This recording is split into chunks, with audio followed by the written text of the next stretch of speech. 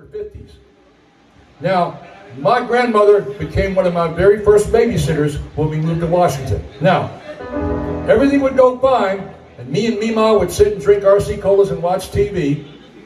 But there was one program that my parents were like, don't let Mima watch that, okay? Because my grandmother, it would change like her whole personality. I've had more people come up to me after I play this song, wiping away in a tear, going, oh my God, you just hit it right on the nail about somebody in my family, especially if you're from the South.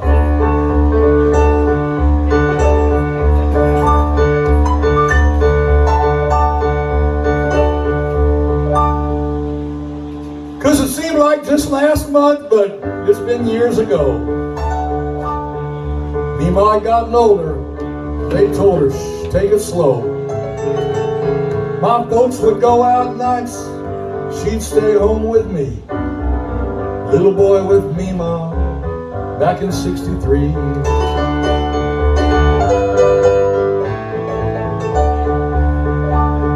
Of all the nights she babysat me, Saturdays were the best.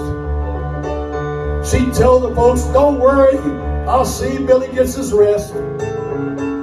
We'd turn on Mr. Ed. They'd pull out of the drive.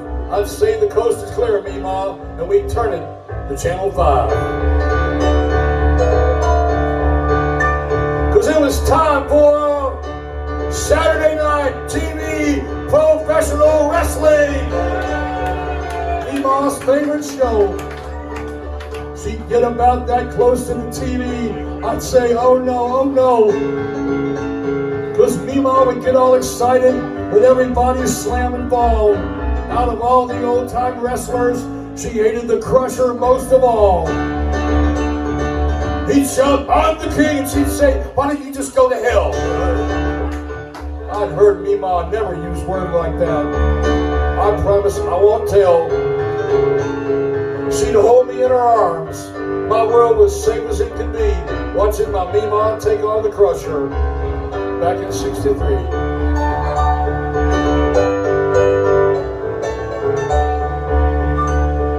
Some nights the folks are out late, I was sound asleep. I dreamed Mima was whipping that Crusher. He was headed for certain defeat. The announcer was saying, Billy, what was the Crusher's fatal mistake? I say, last time she went on like this, Grandpa tried to tell her that wrestling was fake.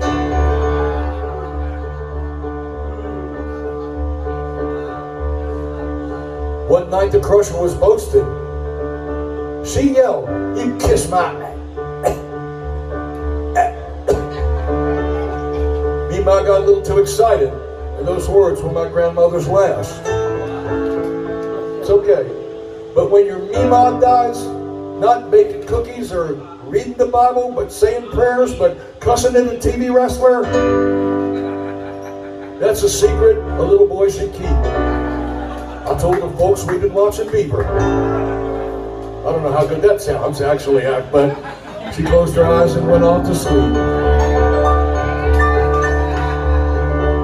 The other night I was cleaning out the basement, I found one of her wrestling magazines. I got to thinking I missed me mom and the years that have gone in between. I hope she found peace when she crossed to Jordan's other side. And for God's sake, buddy, I hope you got a satellite dish in heaven that gets wrestling on Channel 5. He'll shout, I'm the king. She'll tell him, go to hell. Mima and the angels, they won't tell. One day I'll join them, like it used to be, me and Mima, back in '63.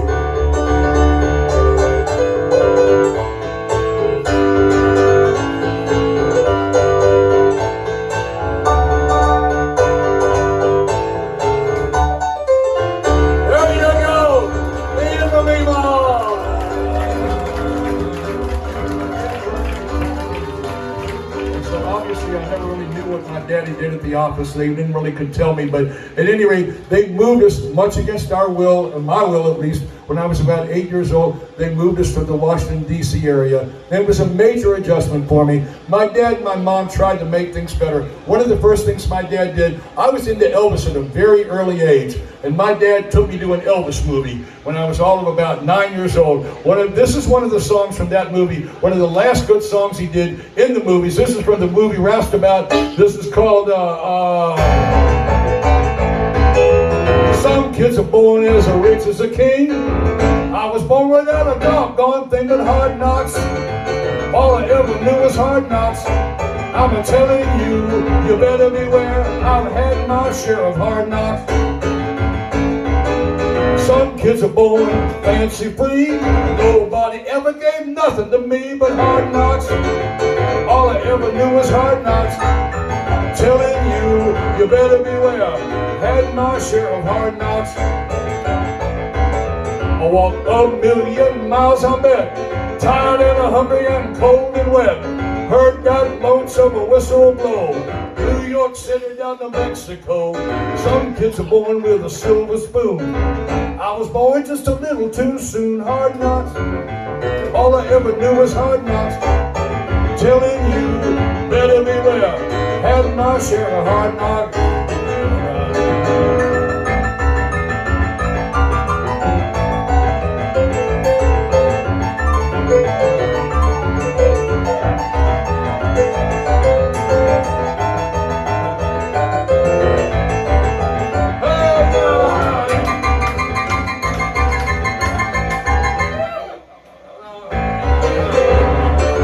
Shut up.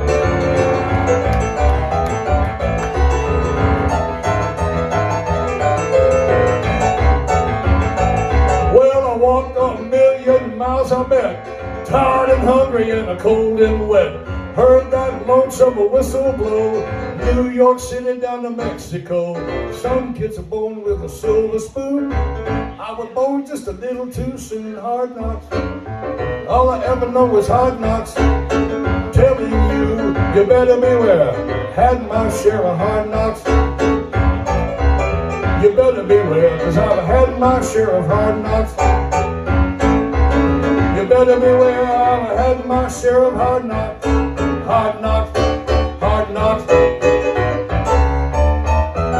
From the movie Roustabout with Barbara Stanwyck, Elvis. I started out in country and western. I was privileged to live around Winchester, Virginia. Sorry, I'm spitting again. And I got to play with Patsy Cline's old steel player and bass player. I'll tell you this, they told me, they said, you know, a lot of country singers, and I've been, a lot of rock and roll singers, a lot of people, the myth might be a little better than they kind of actually were. Not in her case. She was the one. She said she was a voice of once in a century. And they said, you never even heard half the shit she could do. They said she was just beginning to really hit her stride when she, you know, passed on. At any rate, and they loved her, and they had pictures of her that you're never going to see in the Country Music Hall of Fame. She loved to raise the middle finger all the time. She thought that was hilarious. So, at any rate, Patsy Cline's band used to play at this place called the Country Palace. And I used to play with them, and on any given Saturday night, it was in West Virginia at its finest. I can close my eyes and smell the Marlboros, stale PBR. What was the colognes? The women were wearing Charlie. The guys were wearing Jade East, High Karate, and of course English leather. Back then, people were able to get diet pills from the doctor pretty easily. So on a Saturday night at about midnight, the diet pills, whatever moonshine they were cranking up in the stills at home, would kind of all hit in, and you look out on the dance floor, and bam! Somebody would punch somebody, and the next thing you know, they'd be out there. I don't mean pushing and shoving. I'm talking West Virginia fighting, bottles breaking, razors popping out, and you were sitting there, and the one thing you did not do is you don't stop playing. Because they're going to turn on you. So you don't ever stop playing, and you don't egg them on. You don't go, oh, come on, y'all, that ain't shit. You can do better than that. Because they would get bad. I mean, even the men would get involved half the time, okay? So you got to learn to play something that will calm them down. I used to kick out the jams, take them just a little bit higher. Now the stairway to heaven's wreaking hell in my back. Gonna rock, roll in the tire. Get off my cloud, that's a long time gone. Hey, you little bastards, get off of my lawn. I know that hit home, all right? I want to hear you guys do Get Off My Lawn. Sing it real good now, ready?